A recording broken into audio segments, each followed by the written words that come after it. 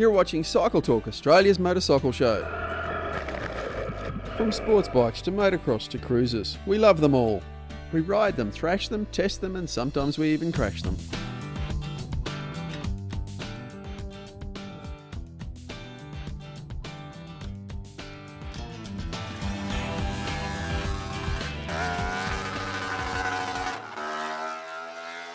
Thanks for joining us on Cycle Talk. On this episode, we test Triumph's Bobber, a single-seat, super cool, retro-style, all-black, naked machine. We ride the Great Ocean Road. We install rails on our bike trailer. We get all soft and comfortable with Sheepy Hollow, and the Custom Talk guys go to the races. But before all that, we've got heaps of news. Valentino Rossi is likely to return to the MotoGP Championship at the Australian round of the series, October 20 to 22. After breaking his leg in a crash on a dirt bike at the end of August.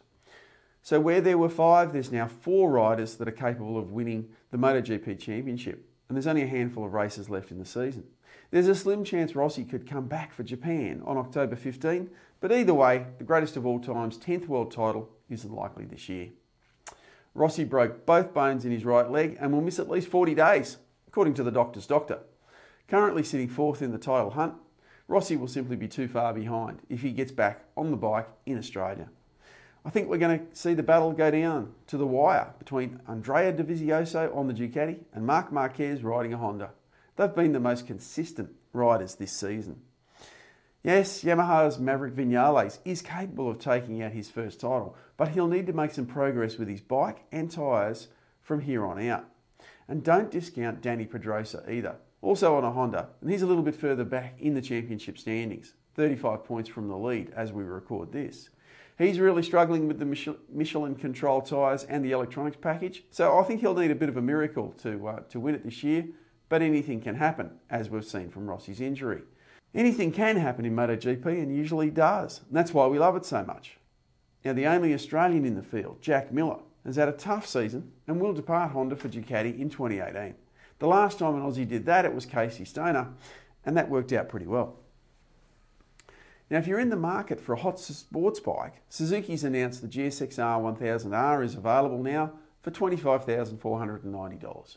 Registration's optional, and personally, I'd rather a racing number on the new GSXR than a number plate. This is a hot version aimed at homologation for racing and is the basis of Suzuki's Superbike. It features trick suspension, more power than mortals have any hope of controlling, and electronics to help keep the wheels in line. See your Suzuki dealer.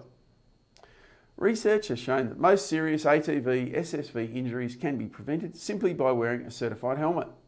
Cycle Talk went to the launch of Yamaha's new Kodiak 450 ATV and was very impressed with the company's approach to safety. And we'll bring you the Kodiak 450 test in the coming weeks. Yamaha has revised its ATV training program, which we got to experience at the launch, along with the opportunity to wear a brand new ATV helmet from Shark, built specifically for Australian conditions. Chris Pickett was there to find out more. Another big aspect of the Kodiak 450 launch here today in Queensland is rider safety. Yamaha has linked up with a training organisation and the FCAI, and it's all about getting the people to use best practice, or the customers use best practice when they're riding an ATV or a side-by-side, that they select the right vehicle and that they've got the opportunity for the correct training.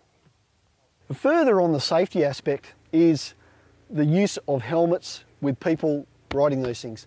Now, a lot of people on the land have sort of fought that idea for many years, and one thing that we've found out through research and looking at the stats is that 80% of fatalities with ATVs and side-by-side vehicles have involved someone who is not wearing a helmet. The culture of non-helmet wearing by ATV and side-by-side users really has to change. And for SATA, the importer of Shark helmets into Australia, they know this as well. Now, they linked up with the ATV industry to find out why people weren't using a helmet every day. And there was a number of reasons, from heat, fatigue, weight, the fact you had to get it on and off, all that sort of carry on, and even down to noise, the fact that a user, if they were mustering cattle, couldn't hear their dogs and the cattle properly. for Seda contacted Shark Helmets and said, can you help us design a specific ATV and ROV helmet? And here it is. To answer the concerns of the users that weren't wearing helmets, Shark designed in a few features of the new ATV and ROV helmet. 6 extra vents have been put in through the top of the shell here, and they can be blocked off. So when it's really hot, great, you've got extra ventilation. When it's cold, you can block them off. They've got extra holes in the outer shell on the side to counteract the fact that users couldn't hear their dogs or cattle or whatever when they're mustering. Double D type arrangements here. A bit hard to use with speed and also with gloves. So this has got a ratchet type system where you just pull it up and off it comes, easy. And there's 4 different packs that you can use on the helmet for the sort of work you're doing. Now you've got a dust pack, there's a fly pack, which is like a fly thing around to keep those off your face. There's also a sun pack, which includes this visor and a piece that comes out the back to protect the back of your neck from the sun, and a noise pack. So if you don't need to hear your cattle dog mustering sheep, you can put the noise pack in and it gives you better hear protection. And how much? $249, and you get it from better motorcycle shops. Throughout September, Yamaha, along with Honda, Suzuki and Can-Am, are running a promotion where they'll throw in a Shark ATV helmet to anyone who buys a new utility ATV or side-by-side vehicle. Yamaha has some great deals going on its fun bikes for the kids, both 2-wheelers and 4.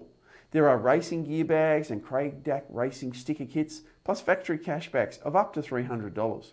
So here's your chance to get a new Yamaha looking like it's Dean Ferris's championship-winning stablemate, and maybe even some money back in your pocket too.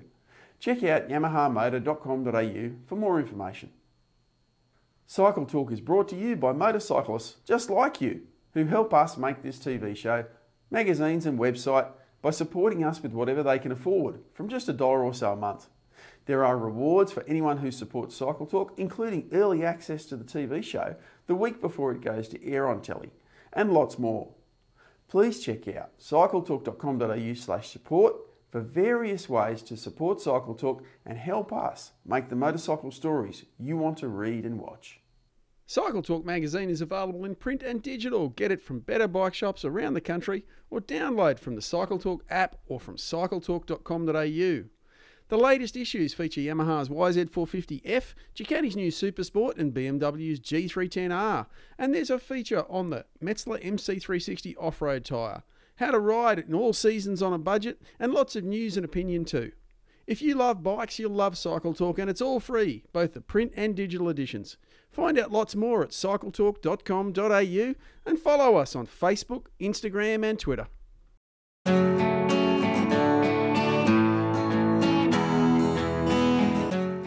This bike test is brought to you by Avon Tyres. Is the new Bonneville Bobber a kick-ass, solo seat, tar burner, or some lame attempt to cash in on cashed-up hipsters? We've taken the new Triumph out to some back roads to find out.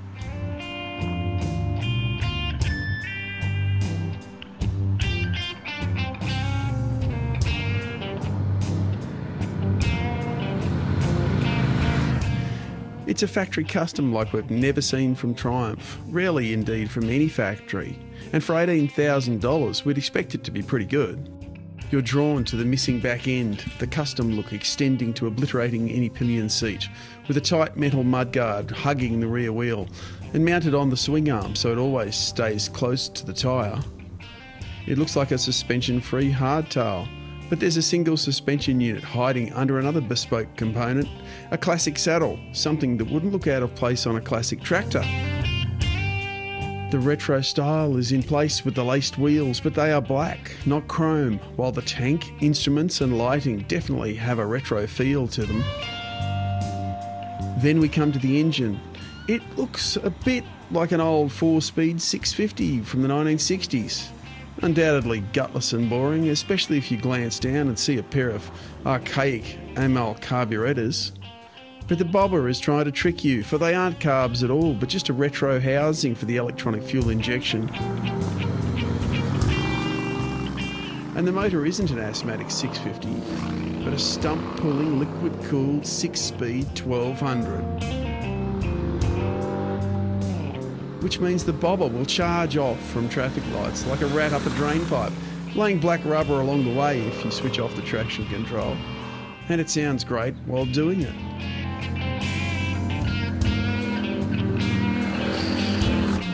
Yes, this is a modern motorcycle dressed in custom togs, with fancy electronics keeping everything under control when it's switched on. There are a couple of riding modes, ABS, ride-by-wire, and traction control and EFI I've already mentioned. And that's a good thing. The style of the bike does create compromises. The suspension only offers about 75mm, or 3 inches in Brit speak, of wheel travel, so we were quite surprised when we discovered we didn't care. We also discovered we didn't care that it couldn't be adjusted, because we usually do care about such things. But on the bobber, well, just ride it. Fun will be had. The riding position is comfortable, although because of the low seat and conventional foot pegs, it is a little cramped if you're tall. The handlebars are drag racer style, out in front and fairly wide, which suits the bike perfectly if you're riding it with the gusto it deserves. Cornering clearance will be consumed.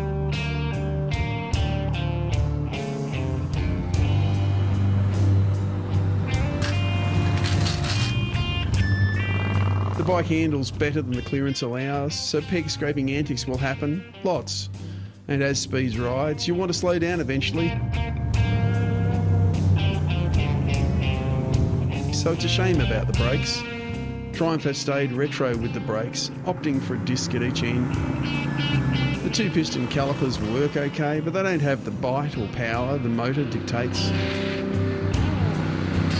So the cashed up hipsters should stay away from the bobber. It's a real motorcycle and it deserves a real motorcyclist. Someone who understands cool, understands the style of a custom and wants to make a bit of noise every now and then.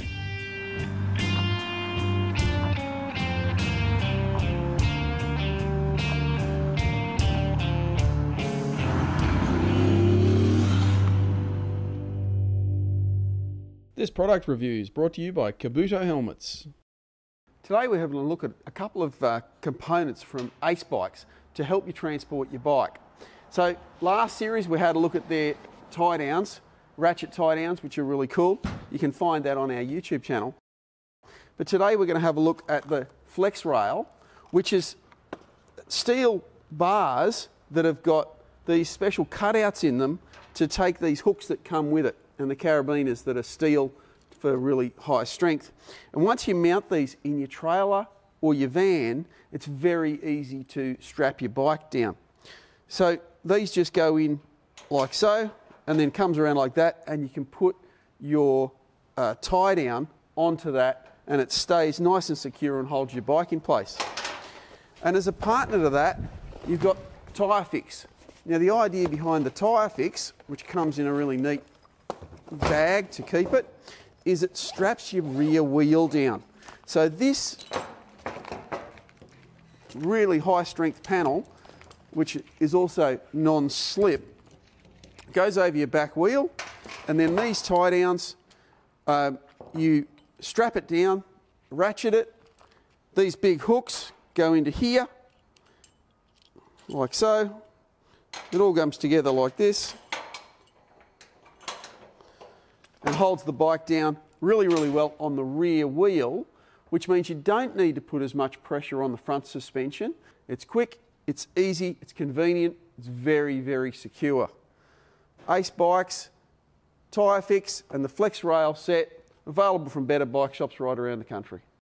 This product review is brought to you by Kabuto Helmets. On the last few big trips I've done on the bike, I've been using a Sheepy Hollow Universal Sheepskin seat pad, and the best way to describe them is like an Ugg boot for your butt. Getting to test lots of bikes, I know how an uncomfortable seat can ruin what would otherwise been a good ride.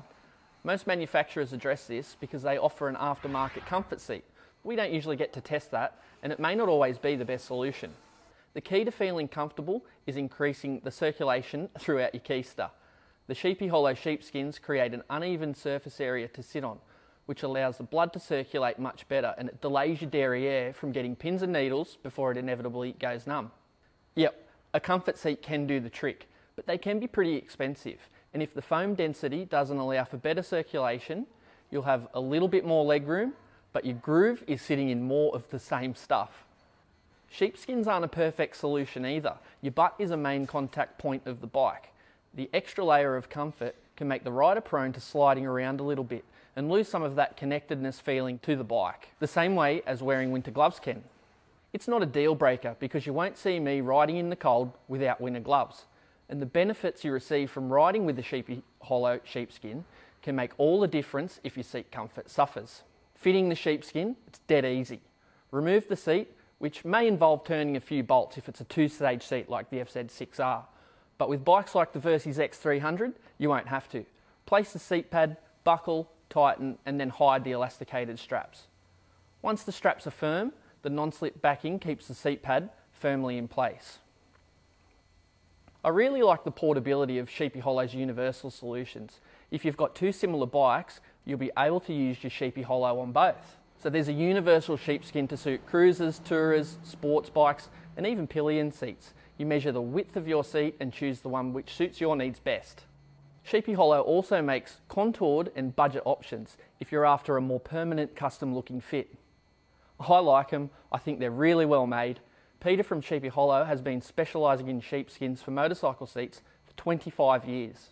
Prices range from $35 from a mini seat pad to $69 for the cruiser, and it's well worth trying out if you want to improve your or your pillion's posterior comfort. Visit sheepyhollow.com where you can order from the web or call Peter on 0414 390 507 and let him know that Cycle Talk sent you. After the break, we did the Great Ocean Road and Custom Talk.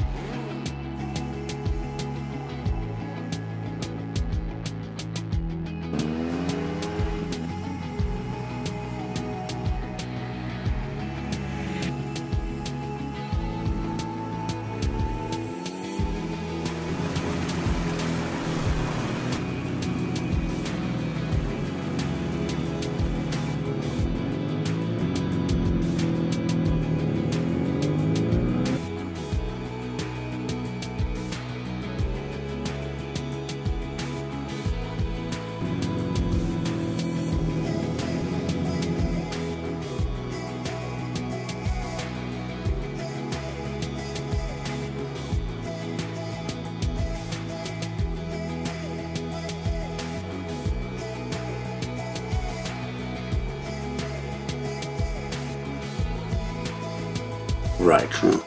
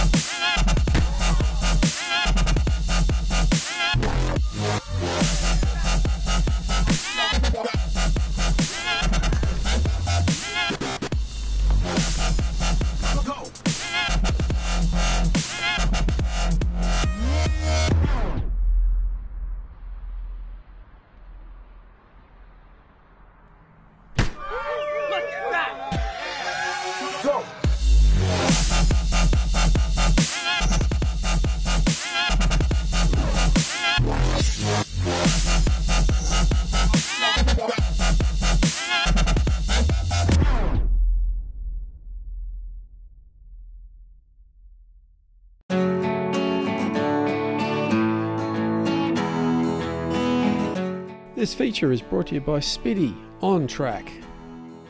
If you've never ridden the Great Ocean Road, you really should get out there. While it's not the Scratchers Road it once was, the Great Ocean Road, which runs for over 240 kilometres along the southern coast of Victoria, is a twisting, turning ribbon of tarmac running along a spectacular coastline. Starting about an hour or so southwest of Melbourne, it runs between Torquay and Allansford. If you're riding out of Melbourne, you can do much, or even all, of the Great Ocean Road in a day.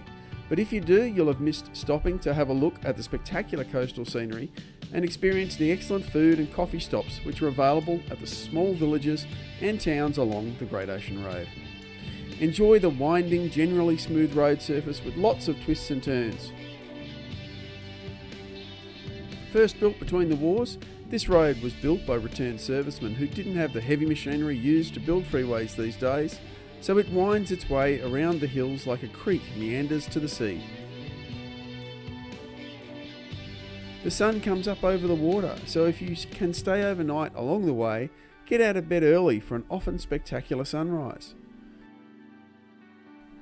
There are surf beaches, bushwalks and the famous 12 Apostles among the many things to see and do along the Great Ocean Road. You can do the Great Ocean Road one way and loop up into the Otways connecting with the Prince's Highway if you don't want to go up and back. But the Great Ocean Road has a different feel travelling in the different directions, so it is worth doing. There's also incredible dirt roads and trails, really good adventure riding between the Prince's Highway and the Great Ocean Road if you're happy with dirt under your tyres. This feature is brought to you by Wiley X, absolute premium protection. At Custom Talk, we specialise in two things. We love bringing you unique motorcycles and talking about the culture behind it. Today we're going to look at a slightly different culture though. We're going to look at the race culture and where it all begins, with young families bringing their children out to learn how to ride in a supportive atmosphere. So come along with us as we look at racing.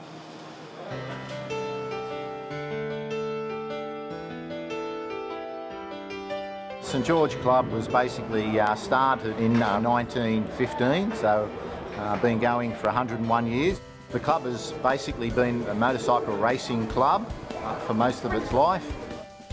Pretty much 90% of what the club does is promote and run motorcycle race meetings. I've been within the club for 8 years now, riding dirt track and then road racing. It's a great club, they've done really good things for the sport, they run really good events and they're a great help to all the people that want to get started in this sport. When I first started, I was coming to days like this. It's a great atmosphere, everybody, you could just pitted with anyone and you get on with everyone and it's just a great day out really. You get to push the limits and that, and you get to race some of your friends and then trying to make teasing about them is they beat you.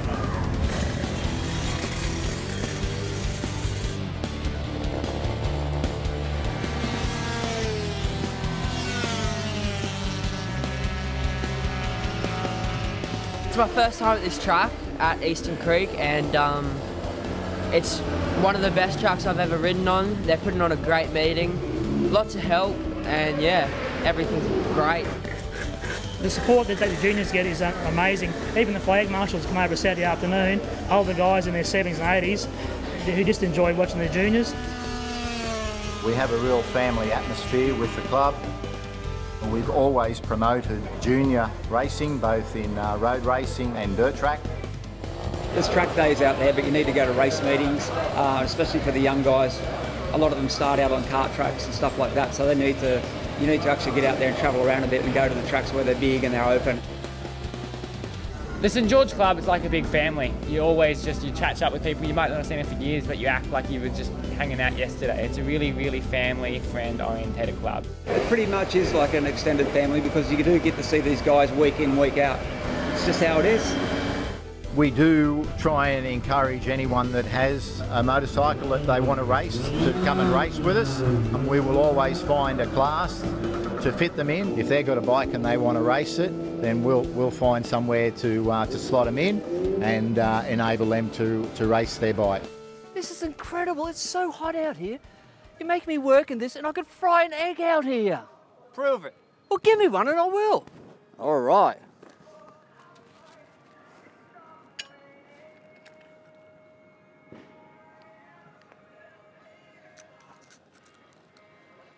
It's still bloody hot and it's too hot to work in.